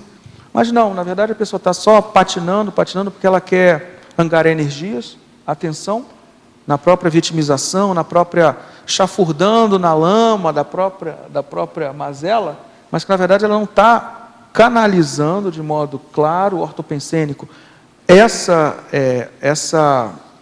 aquisição de pensamento, que é saber a mazela, ela não está canalizando isso em mecanismos realmente, de fato, proativos de autocura. Então é aquela condição que você pode ver de vitimização. Olha, eu não consigo emagrecer. Eu já fiz de tudo. Não, já fiz. Não, e aí você vê que a pessoa está aumentando o processo dela de doença. Sim. Né? Porque já está adotando o processo de esquiva e muitas vezes ela já está começando a eufemizar a própria, por exemplo, nesse caso, para falar a própria obesidade. Obesidade é um caso sério. Doença. Quem curta a própria vida, né, se ela está achando que essa vida está valendo a pena, se ela encurtar a própria vida por conta de um exagero na hora de comer, isso é um negócio sério, né? E mais uma vez, é um problema de saúde pública. Minha mazela é um problema, a gente precisa entender, minha mazela é um problema de saúde pública se eu estou realmente inserido num maxi-mecanismo. Se eu não estou, tudo bem, aí é um problema mais grupo kármico, vai ter gente que pode chorar, ficar chateado, mas se eu estou inserido no mecanismo assistencial, se eu estiver inserido, a ausência intrafísica prematura, por conta de um próprio desleixo somático, por exemplo, isso é um problema de saúde pública. Ok, obrigada. Agora, tem uma pergunta aqui de uma teletertuliana. Na verdade, a pergunta está dirigida a mim, depois, se quiser, você complementa também. Então, ela diz assim: professora Dulce, nunca me identifiquei com a família nuclear. Meu pai, já falecido, foi uma pessoa que nunca demonstrou carinho para com a família, ausente em todos os aspectos. Gastava dinheiro com outras mulheres e em casa até o básico nos faltava. A mãe também já dessomada, boa, porém omissa e tímida, sem forças para lutar por ela ou pelos filhos. O assédio moral era grande, feito por ele e a família dele. Depois de conhecer a Conscienciologia, não sinto por ele nem raiva e nem amor. Vejo os defeitos dele e tenho um atrito com minhas irmãs, muito católicas, ao mencioná-los. Estou procurando trabalhar os meus trafares, mas para minhas irmãs, mencionar os defeitos de meus pais é como aviltar a memória deles. Disse a elas que não é porque morreram que viraram santos. Todos nós vamos ter que acertar as nossas mazelas. Estou muito errada em pensar assim? Poderia me orientar? Olha, eu acho assim, que em primeiro lugar é o que a pessoa já está dessomada, já passou. Você está numa outra condição da vida, né? Então, procurar não ficar remoendo muito uma situação que agora não tem mais muito o que fazer, tá certo? Então, assim, uma coisa é você trabalhar a questão do hétero-perdoamento, né? Procurar entender o porquê das coisas acontecerem assim, essa questão da condição também de vítima, algoz, pensar nessa questão de que você não é vítima à toa, não é? Ninguém é algoz à toa, vítima à toa. Buscar pensar assim nessa questão do ciclo, no ciclo multisserial, né? Que isso vem acontecendo. E também eu acho que uma coisa... Eu acho, por um lado, interessante você ter uma visão crítica da situação. Porque isso é um fato, né? Não sei se vocês concordam, professor Marco. Às vezes a pessoa dessoma e vira santo. Vira santo. Não é assim também. E lembrar também que ela não caiu de paraquedas nessa família, né? Exatamente. Não foi à toa que ela nasceu nesse núcleo. Exatamente. Então, assim, tem uma série de questões que eu acho que você pode considerar para lidar melhor com essa situação. Que ninguém vira santo, não vira, mas você tem que pensar que a pessoa tem que ser encaminhada, você tem que pensar que precisa acontecer o melhor para eles serem encaminhados da melhor maneira possível. O fato de você não pensar mal já vai estar ajudando muito. Se você não conseguir pensar o bem, né, encaminhar já de uma maneira mais amorosa, mais fraterna, que você não pense mal deles, né? Que eu acho que não é bem o seu caso, você está mais sendo crítica, né? E então pensar nessa questão do encaminhamento e do hétero-perdão. E claro, você tem razão, um dia vocês vão se encontrar, né? Tem a questão da interprisão, conforme a colega aqui colocou, você não nasceu à toa nessa família, nem as suas irmãs, então é todo um complexo, até o professor Marco colocou ainda há pouco, né, da complexidade que é a gente fazer assistência para quem está mais próximo ali no núcleo familiar, não é? Não sei se você quer colocar alguma coisa. Eu lembrei de um artigo que fala sobre paraafetividade e que relaciona algumas técnicas de progessioterapia que está no livro de saúde, no periódico, né, da OIC, de saúde consciencial, que fala sobre a questão, porque a impressão que dá, ela colocou que já não tinha mais, né, nenhuma desafeição, agora já está melhor, mas assim, eu acho que a questão, existem condições que ela pode talvez se auto-pesquisar, até para ela ter um melhor tato. Se ela não sente alguma coisa, às vezes ela pode comentar alguma coisa que pode ofender o outro e acabar causando ruído. Então, assim, tem esse artigo que é sobre paraafetividade, com proposições de técnicas, progessioterápicas, porque aí ela pode trabalhar com encaminhamento de consciência. E esse artigo foi publicado aonde? Na revista Saúde Consciencial. Ah, da OIC. Da OIC. Da OIC, tá certo. A última, só tem uma. A primeira... Não é a única, é a última porque só tem uma.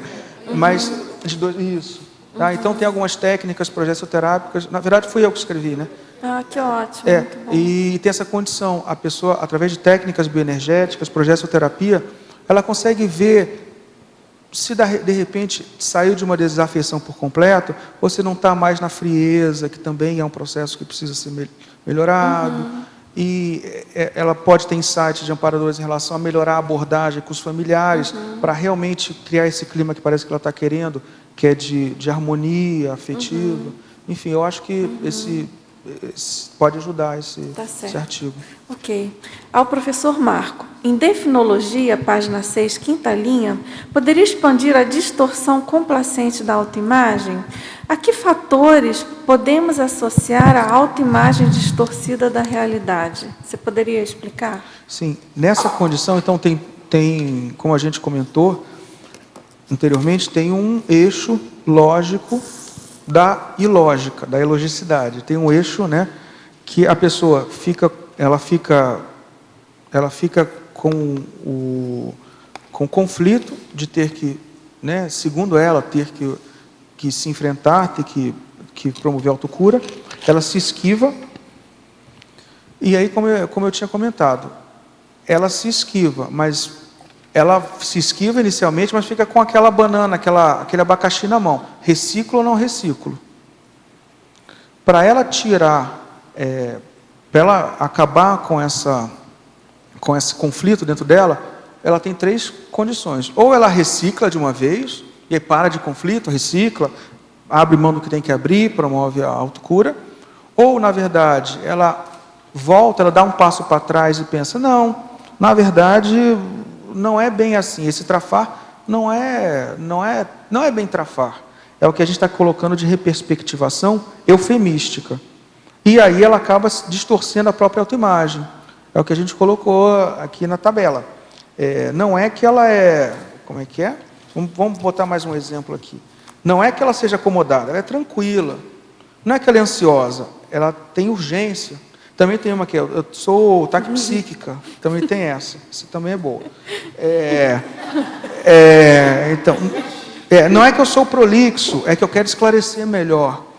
Então a pessoa acaba, nesse processo, ela se convence, na verdade, de conceitos sobre ela mesma, ela acaba distorcendo a própria autoimagem.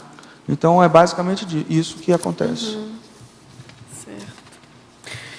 Ao consciência terapeuta, Marco Antônio, com o advento do Dr. Google virtual, sim, a síndrome da banalização do autodiagnóstico aumentou de modo visceral. Gostaria de saber sua opinião quanto a essa constatação real.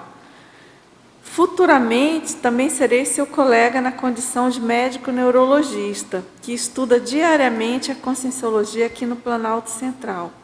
Ele pergunta qual é a sua especialidade médica, né? Sou pneumologista. Pneumologista. Parece que esse é um problema... Do Dr. Google? Da medicina atual, não é? Não sei se é um problema, é uma realidade, não sei se chega a ser um problema. Ele está relacionando, você quer que eu leia de novo?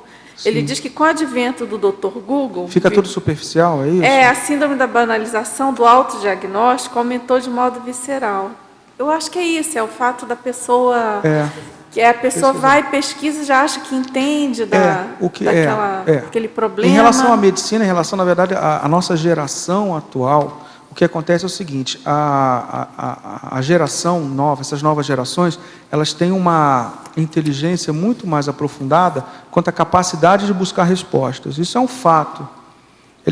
Essa nova geração tem skill, é muito habilidosa na condição de buscar informação, né? Isso é um ponto positivo, isso é ótimo, isso é glasnost, isso é troca de informação, intercâmbio. A ciência precisa de troca de informação, troca de experimentação, divulgação científica. Isso é ótimo, isso é excelente. A condição é que, se isso for mal usado, na verdade, fica essa condição de banalização da primeira resposta. Né?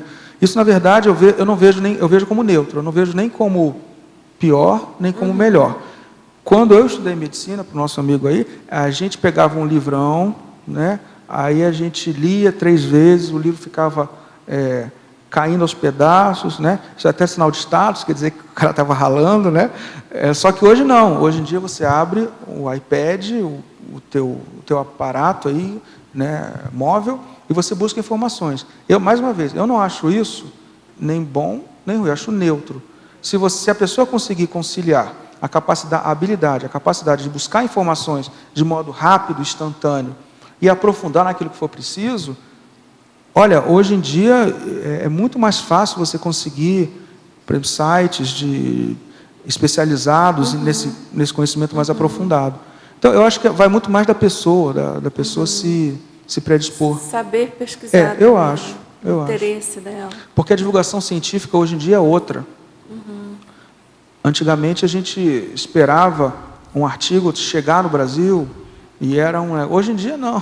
Antigamente isso acontecia. Hoje em dia, o meu antigamente parece que ele é muito idoso. 15 anos. É 15 anos mesmo, é isso mesmo.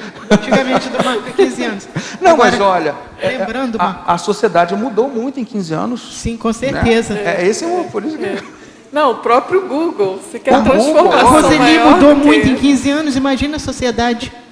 É verdade. Roseli mudou muito em 15 anos. Ô, Marco, agora, complementando isso que você está falando, eu vejo que seria assim, como você disse que quando você estudou, você ralava nos livros dele ficar todo despedaçado. Eu penso que essa pesquisa rápida ela seria mais eficiente sendo complemento. Não é? Porque eu, como sou muito dos livros, eu adoro livros, então eu acho que nada melhor do que você aprofundar nos livros, sim, e essa pesquisa rápida para você complementar, para você ampliar, ou até mesmo para atualizar. Eu acho que nesse sentido ela é muito forte, ela é muito útil. Agora, olha só, então eu vou dar um contraponto. Eu acho que você está certa em parte, mas assim, eu vou dar um contraponto. Eu tenho aqui eu tenho vários livros nessa pasta. Não, tendo livro, sim. Eu estou falando, então, não é isso. Livros que eu digo no iPad, no aparato móvel. Sim, não, né? isso eu também tenho no meu computador. Não é bom, disso né? que eu quis dizer. Não, é por isso que eu disse, eu sou dos livros. Mas às vezes a pessoa vai aquela pesquisa rápida. Isso não... Tá, na horizontal. Então tem é só que para ver. querer saber aquilo e fechou nesse sentido. Tá? Pesquisa... Nesse sentido que eu disse. É verdade. Marco Antônio, olá. Aqui na página 7, na fatologia, logo na primeira linha, a ostentação pseudograciosa da imaturidade demonstrada desleixo na reciclagem intraconsciencial. Você pode desenvolver, principalmente essa graciosa? É quando a pessoa faz graça para ficar bacana, a imaturidade dela, ela começa a ostentar, muitas vezes fazendo piada, trazendo um ar jocoso e risível para uma condição que evolutivamente, às vezes, ela... É negativa, É superficial, né?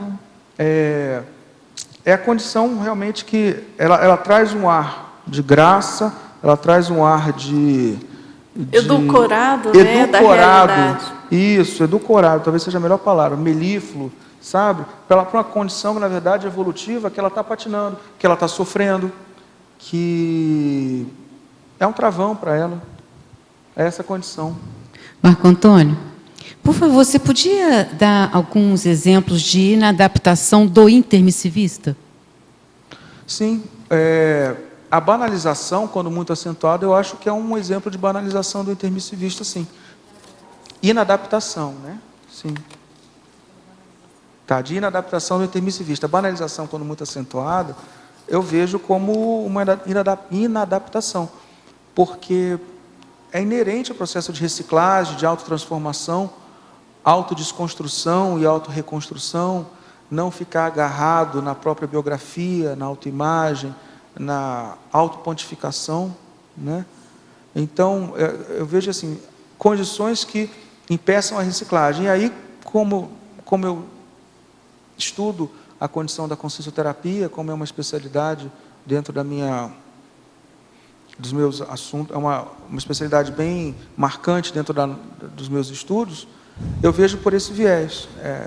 Condições anti-recim, elas são se muito arraigadas, elas acabam sendo fatores de inadaptação do intermissivista. Você acha que o intermissivista tem um desafio maior de adaptação à intrafisicalidade, nas coisas do dia a dia, na sua autoimagem e tudo mais, do que uma pessoa que não tem esse curso, que não tem esse compromisso assumido antes da ressoma? Você acha que isso pode ocasionar essa maior dificuldade? Eu prefiro não fazer comparações, porque cada consciência é muito complexa. Eu prefiro não comparar o intermissivista com o não intermissivista. Ainda não tem essa abrangência toda. Quando chegar lá na orientação evolutiva, talvez eu consiga falar. O que eu posso já vislumbrar é o seguinte: a consciência, quando passa pelo curso intermissivo, ela ressoma com mais responsabilidades, inclusive de reciclagem. Eu não comparo uma pessoa com intermissivista com uma não intermissivista. Cada um com a sua... Mas se eu passei por um curso intermissivo, o meu compromisso para a reciclagem aumentou. Isso daí realmente é um fato. Obrigada. Professor, Professor, eu quero que faça uma relação entre o princípio da prioridade compulsória com a banalização. O princípio é o primeiro. Sim. Com a banalização do autodiagnóstico. Naquela fase em que a pessoa se vê com duas possibilidades, reciclo ou não reciclo, eis a questão. Se ela chegar e não reciclar, ela está fugindo daquela prioridade compulsória dela. Então, essa condição. Espera aí, eu tenho uma prioridade que é compulsória. Isso aqui precisa ser feito. Isso aqui é o meu mega foco, ortopensênico. Então, eu vou seguir por essa condição, por essa reciclagem, por essa amplificação da minha assistencialidade. Ficou claro? Tá claro. Obrigada. Marcos, gostaria, na última linha, na página 7, tem a penúltima e a última.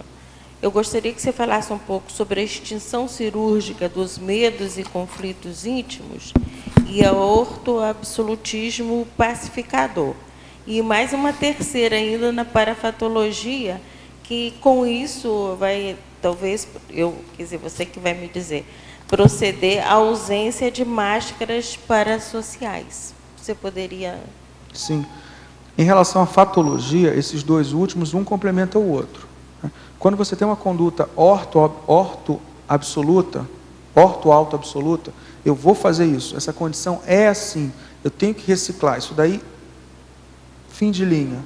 Sine qua non. Essa condição é cirúrgica. Isso te pacifica. Porque você não dá margem a crescimento da crise, do conflito pessoal. Vocês já viram, por exemplo, ou já se depararam com uma situação, não, tenho que reverificar. Eu tenho que ser... É uma hipótese. E a pessoa fica, na verdade, dando margem a mecanismos de hesitação pessoal. Quando, na verdade, não tem história. Já era para ela ir, é isso, eu estou vendo e vou fazer e pronto. Acabou. Isso é um ortoabsolutismo pacificador, porque não dá margem para teretetê no ouvido. Para fazer negocinho, E isso é também a extinção cirúrgica dos medos e conflitos íntimos. Uma condição que, às vezes, as pessoas, talvez, medo e conflito, o cultivo de medo e conflito é um ato anticosmoético de você com você mesmo. Você cultivar muito medo, muita hesitação, muito senão, isso é anticosmoético de você com você mesmo. Você está pensando mal, você está maximizando perigos e desafios evolutivos, e muitas vezes te deixa paralisado para você não fazer o bem coletivo. Entendeu? Então, é essa condição que é muito séria. Tanto que tem o conceito do desassombro cosmoético, né? A cosmoética elimina teus medos, você começa, peraí. Então, quanto mais cosmoético, quanto menos você pensar mal, quanto mais você abrir mão do prazer malévolo de pensar mal dos outros, isso começa a te pacificar, começa a deixar tudo assim, peraí, está tudo certo, você começa a ter aquele bom humor que a gente estava falando, então você começa a melhorar a tua fisionomia. Então, isso tem a ver com o antagonismo da banalização dos autodiagnósticos. Muito, eu não comentei isso, mas muito do conflito, do medo do novo, por mais que seja positivo, muitas vezes o medo do novo mostra uma anticosmoética da própria pessoa. A pessoa não quer assumir os parâmetros, os padrões de manifestação. E aí você tinha comentado a ausência de máscaras parasociais, né? A pergunta é a seguinte: quando o evoluciente ele consegue, efetuar esses dois, anteriores, ele vai deixar cair as máscaras, e ele vai estar bem parasocialmente. Mas na verdade não existem máscaras parasociais. Não existem. A pessoa pode achar que No tem. extrafísico nós nos mostramos como. Não existem máscaras parassociais. Só sociais. Não existe. Professor Marco, desculpa. Porque quando ausência, né? Ausência. Quando a pessoa abre mão do processo de defesa da autoimagem, de querer se mostrar hábil ou sempre, né? Sempre sabichona, sabendo tudo, ela, na verdade, ela fica alinhada com uma realidade parassocial que é não ter máscara. Agora, ao professor Marco, seria possível saber onde você exerce a consciência terapia? Sim, na OIC, Organização Internacional de Consciencioterapia. Fala telefone, o site, o telefone. Telefone 3025-1404 e www.oic.org.br. Tá? Temos um monte de atividade lá. DDD 45, importante, né? E 3025-1404. Certo.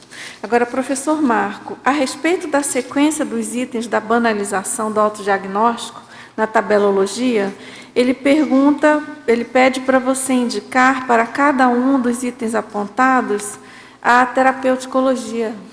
Mas na tabelologia? Dos itens apontados na tabelologia. Tabelologia?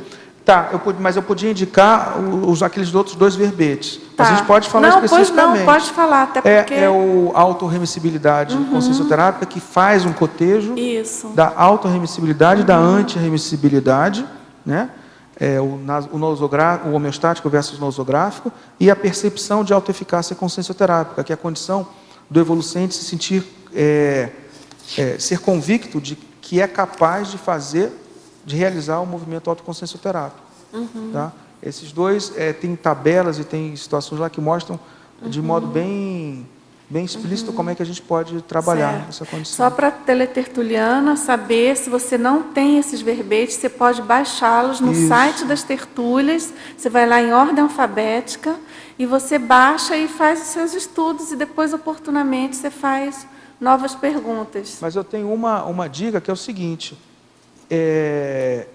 autossinceridade, né? Porque todo esse movimento aqui, a pessoa está levando o gato por lebre. Então, assim, ela no fundo é acomodada e acha que é tranquila. Ou, na verdade, em alguns momentos ela até é tranquila, mas em outros ela é acomodada e ela tem que discernir. Né? Em alguns momentos ela é ansiosa, em outros ela tem uma urgência, uma proatividade bacana. Então, discernir em quais momentos ela é uma coisa ou outra. Né? Certo. Agora, professor Marco, você estava falando sobre doença de intermissivista agora há pouco. Tem outra hipótese. Analiso que aquela consciência que passa pelo curso intermissivo recebe as verpões e, devido a essas neoinformações, as crises de crescimento são potencializadas. E, consequentemente, os trafares obrigatória e indissociavelmente serão trabalhados no processo evoluído naturalmente. Vejo que não há por onde escapar. O que você acha? A lógica? Não vejo que se feche o diagnóstico de ser uma patologia de intermissivista. Expanda, por favor. Não, eu concordo inteiramente com o processo descrito aí. Isso daí eu concordo inteiramente. Eu só não acho que a pessoa precise passar por um processo de preciso reciclar? Não vou reciclar. Deixa eu ver. Vou fazer um negocinho. Não é que eu preciso destrafar. Na verdade, deixa isso para lá. Esse processo é de autocorrupção crassa, assim. Eu concordo com o que foi descrito, mas eu acho que é um mecanismo diferente da proposta da banalização do autodiagnóstico. Mas eu concordo com a proposta ali descrita. Tá certo. Existe isso e eu concordo. Você quer perguntar? Pois não. Olha só, eu estava vendo aqui a parafatologia, eu assim achei super interessante lendo, vem num crescendo assim, parece uma terapêutica, né? Uma coisa que você vai mudando aí o patamar, né? E superando aí essa síndrome. Agora, eu gostaria que você falasse um pouquinho sobre a acariação extrafísica e a retratação extrafísica. Eu gostaria de entender um pouquinho isso. A acariação extrafísica e qual a outra? A retratação. Isso. Sim. A acariação extrafísica é um mecanismo utilizado dentro do que eu observo, do que as pessoas também falam, é de glasnost consciencial, de confrontar diferentes versões sobre um fato, né? E ter o processo de apaziguar, de clareamento coletivo dentro das partes, né, que estão no processo de acariação extrafísica. Eu passei isso, eu já falei de modo notório, uma vez quando eu fui fazer o curso da Consciência Cobaia. Eu falei isso até para a Alzira, né? Antes do processo alguns dias antes do curso, aí botaram o dedo na minha cara, assim, ó, isso aqui, isso aqui, isso aqui, isso aqui. Aí eu, verdade. E aí eu aquilo me marcou. Na noite, aí eu já promovi algumas mudanças que eu considerei significativas, e no dia seguinte eu tive uma outra projeção com o mesmo grupo, dizendo, olha, respondeu, deu certo, entendeu? Deu certo assim, né? Finalmente, até que enfim. Hein? Então, assim, eu acho que isso é um mecanismo bem importante, bem sério, de você adquirir paraconstructos, que é o processo de acariação extrafísica. Não precisa ser acariação, pessoal, não precisa ser linchamento, não precisa ser duelo, não é nada disso. Tá? Pelo contrário, pelo menos o que eu me deparei são situações extremamente mentais somáticas, mas com o dedo na cara, de glasnost. E a retratação extrafísica foi o que aconteceu, então, no segundo evento projetivo que eu também mencionei lá para o grupo, quando eu fui fazer o curso. Então, eu acho que é um mecanismo realmente de TARES extremamente sólido, potente, utilizado, já consolidado, e uma paratecnologia bem fundamentada. É interessante isso, Marcos, porque eu me lembro, assim, no meu caso específico, tinha uma determinada situação que eu não reconhecia aquele trafar. Sim. Aí eu tive uma projeção que ficou tão claro ali, que eu falei, nossa, eu tenho esse trafar, entendeu? Que eu achava que... Isso é um tipo de acariação, eu penso. Se tiver confrontação de partes, olha, o que eu entendo de acariação, né? Talvez outras pessoas possam ser ouvidas também. Mas dentro do que eu entendo de acariação, tem que ter duas partes envolvidas e um mediador. Tá? Isso já é... E confronto de versões, de entendimentos, né? Mas, mais uma vez, não necessariamente é linchamento, não é duelo verbal, não é por aí. Não necessariamente é por aí, né? É TARES, né? Hã? É TARES. É TARES. Obrigada, Marco. Vamos lá. Em fatologia tem aqui uma pergunta ainda. Página 7, sétima linha de baixo para cima. Por favor, comente o alívio em abrir mão das máscaras sociais.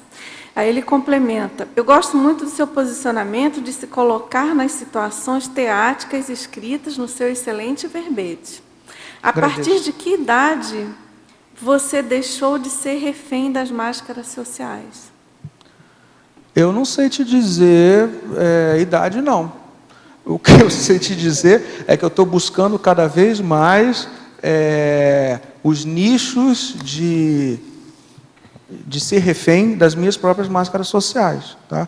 Isso eu acho que o que eu vejo é o seguinte, em relação a essa sua segunda pergunta, com que idade e tudo mais, eu acho que assim, eu acho que isso daí é algo que tem que ser trabalhado, pelo menos dentro do meu vislumbre, do meu prognóstico, do meu prontuário evolutivo, pessoal, como a gente estava comentando, o prontuário, isso daí é por toda a vida, isso daí eu ainda vou continuar, isso é um fato.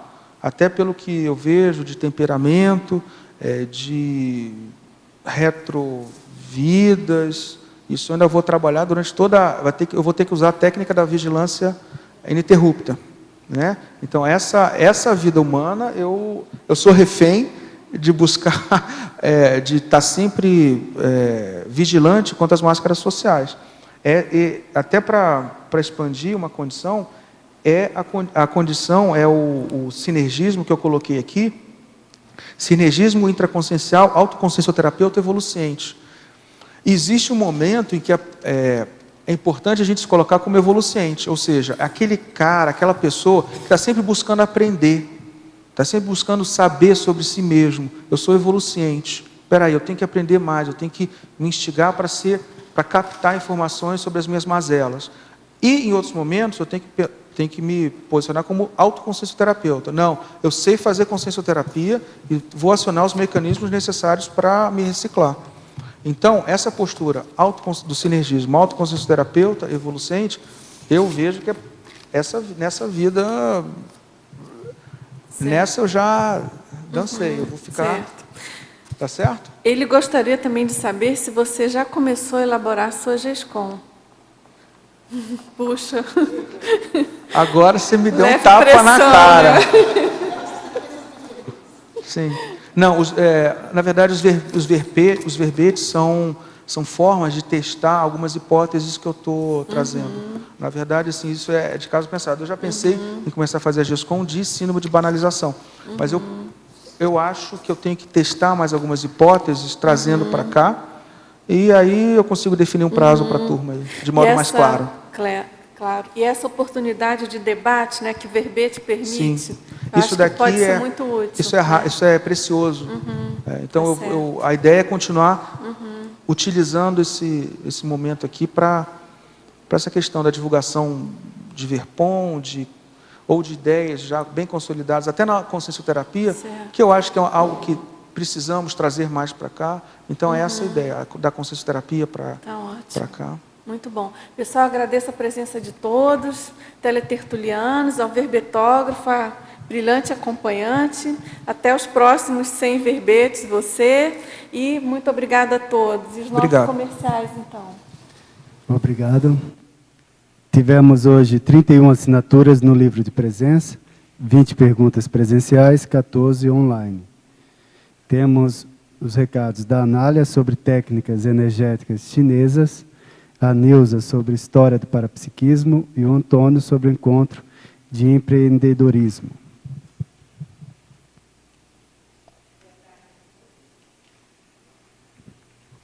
Boa tarde a todos.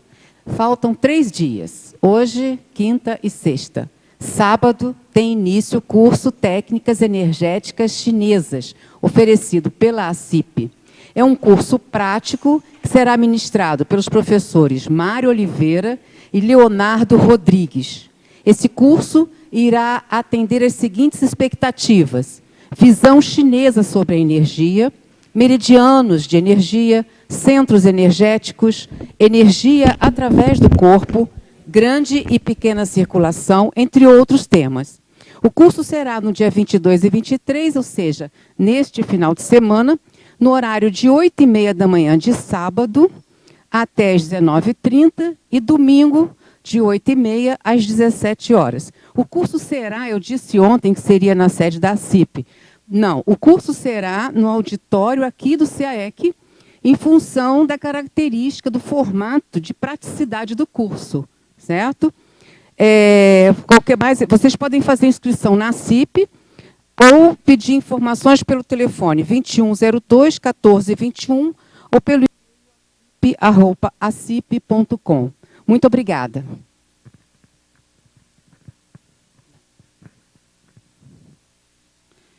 Boa tarde a todos. A CIP, em parceria com o CAEC, convida todos para o curso História do Parapsiquismo, que será realizado pelos professores João Ricardo Schneider e Jarbas Paranho, nos dias 23, 24 e 25 de julho, no auditório do CAEC, em Foz do Iguaçu.